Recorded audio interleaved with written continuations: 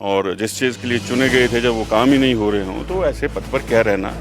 और जैसे श्रद्धेय पूर्व प्रधानमंत्री अटल बिहारी वाजपेयी जी ने एक बार कहा था कि ऐसी सत्ता को चिमटे से भी नहीं छूऊंगा अगर कोई ऐसी सत्ता मिलती हो। तो मुझे गर्व है, मैं वीरभद्र सिंह जी के साथ रहा, उनके साथ काम किया, बहुत कुछ सीखा है उनसे।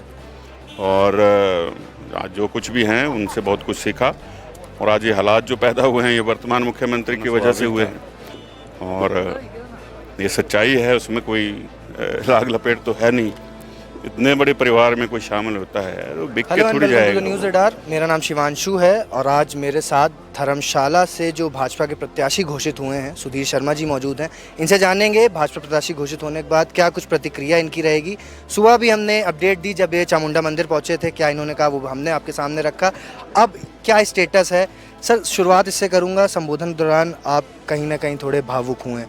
ये भावुक होना जायज़ है क्योंकि आज का नहीं है, ये कैसे देखते हैं और क्या कहेंगे इस बार? ठीक है, बहुत दिनों से हमारी तो बात जा नहीं रही थी, एक तरफा जो है वो बयान आ रहे थे और कई कुछ कहा गया। तो उसके चलते आज जब इतने दिनों बाद परिवार के बीच में आए तो भावुक होना स्वाभाविक था। और ये सच्चाई है, उसमें कोई लाग लपेट तो है नहीं। इतने बड़े परिवार में कोई शामिल होता है तो बिक के थोड़ी जाएगा वो।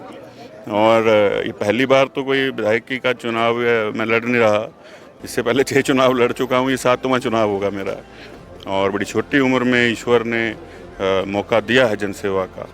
और यही तो झगड़ा था कि धर्मशाला के विकास से समझौता नहीं होगा, जिसके चलते ऐसे हालात बने। आज भारतीय जनता पार्टी के परिवार में शामिल हुआ हूँ एक कार्यकर्ता के रूप में।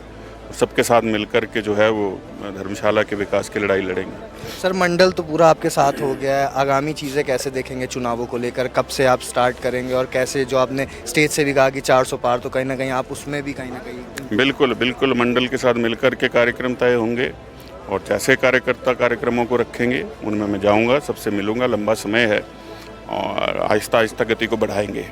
सर, कई बार ये एक चीज़ आती है, कहा जाता है आप कांग्रेस में जब थे, आप जीत के कांग्रेस से आए, लेकिन गुट डिवाइड कर दिए गए हैं, एक मुख्यमंत्री गुट और एक वीरभद्र गुट। तो आप कैसे देखते हैं इन बातों को? और अब जबकि आप पार्टी से बाहर हैं तो आप खुल के कई चीज़ें बात कर सकते हैं, तो आप क्या कहना चाहते हैं? मुझे गर्व है, मैं वीरभद्र सिंह जी के साथ रहा, उनके साथ काम किया, बहुत कुछ सीखा है उनसे। और आज जो कुछ भी हैं उनसे बहुत कुछ सीखा। और आज ये हालात जो पैदा हुए हैं ये वर्तमान मुख्यमंत्री की वजह से हुए हैं। और आज भारतीय जनता पार्टी में इसलिए आए हैं क्योंकि श्रद्धेय प्रधानमंत्री नरेंद्र मोदी जी इस देश के लिए जो कर रहे हैं वो कभी पहले किसी प्रधानमंत्री ने किया नहीं। आज देश मजबूत हुआ है और इस पार्टी में आना सौभाग्य की बात है। सर, आप धर्मशाला से ही फिर से प्रत्याशी घोषित हुए हैं, कैसे एफर्ट्स रहेंगे अब आपके केंद्रीय विश्वविद्यालय को लेकर या अन्य मुद्दों को लेकर जिनको आप उठाते हैं, और खासकर स्मार्ट सिटी जो प्रोजेक्ट है उसको भी लेकर? देखिए, इन्हीं मुद्दों की वजह से हालात बने। केंद्रीय विश्वविद्यालय का कार्य जो है वो शुरू नहीं करा पाए, उसका पैसा जमा नहीं हो रहा था, IT पार्क का काम बंद था। तो इस तरह से बाकी चीज़ें भी थी। और जिस चीज़ के लिए चुने गए थे जब वो काम ही नहीं हो रहे हों तो ऐसे पद पर क्या रहना। और जैसे श्रद्धेय पूर्व प्रधानमंत्री अटल बिहारी वाजपेयी जी ने एक बार कहा था कि ऐसी सत्ता को चिमटे से भी नहीं छूऊंगा अगर कोई ऐसी सत्ता मिलती हो। वो हालात हमारे पैदा हुए और आज भारतीय जनता पार्टी में आए हैं और काम करेंगे। सर, 6 विधायक कांग्रेस के थे, 3 निर्दलीय थे, अब सब 9 एकत्रित हैं। कई बार चर्चाएं हुई, दोनों तरफ से कहा जा रहा है कि वो कह रहे हैं कि बीजेपी वाले विधायक हमारे कांटेक्ट में, इधर साइड से कहा जा रहा है कांग्रेस वाले और भी कैंडिडेट्स हैं। तो क्या समन्वय बन रहा है, क्या लगता है अभी और सफल होना बाकी है? वो कुछ भी कहते रहे, भारतीय जनता पार्टी का कोई व्यक्ति जाने वाला नहीं है। उनको अपना कुनबा संभालना मुश्किल हो गया है, इसीलिए पद बांटे जा रहे हैं, रेवड़ियों की तरह बांटे जा रहे हैं। और अब खजाना खाली नहीं है, जब कैबिनेट रैंक बांट रहे हैं। तो पहले खजाना कैसे खाली था? विकास कार्यों पर आप खर्चा नहीं कर रहे। और जो है ये लाभ लश्कर जो लोगों को दे रहे हैं, ये किसका पैसा है? जनता का पैसा है, लोग सब जानते हैं।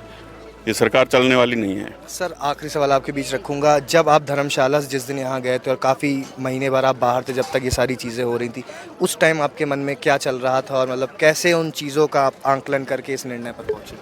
देखिए, बहुत जो है गहन मंथन हुआ, सभी 9 के 9 ने चर्चा करी और उसके बाद निर्णय लिया कि भारतीय जनता पार्टी के परिवार में शामिल होना है। और ये हमारा सबका निर्णय था और हमें गर्व है कि पार्टी ने हमें अपनाया है सबको। उसके लिए हम पार्टी के धन्यवाद दिए। बहुत बहुत धन्यवाद सर, समय देने के लिए।